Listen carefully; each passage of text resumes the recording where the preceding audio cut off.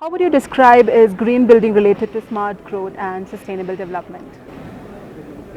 Green building is all about environmental friendliness or responsiveness, not only for a certain generation, but it's across generation, Yeah.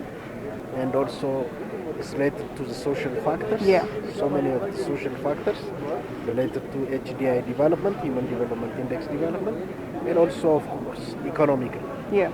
And in a country like Ethiopia, if we use most of the categories and criteria that has been developed for developed countries, Yes.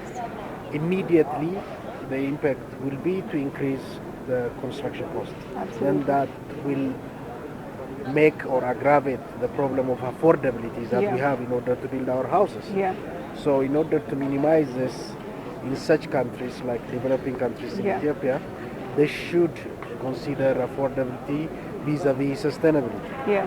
Interesting you said a bit about affordability because as you mentioned developing countries face a majority of the problems that come in from affordability, trying to be more efficient when it comes to green buildings. In that case my next question for you would be, because we're talking about developing countries here, how should the approach be towards green building policies, especially in the Ethiopian construction landscape?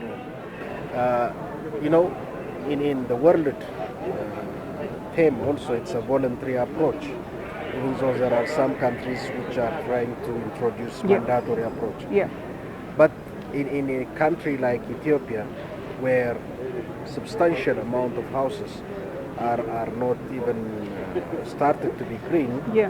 so what we need to look at is let us follow the World Green Building Council Yeah. three-stage development where the middle is wider and the first is for a certain period of time for most projects, Yeah.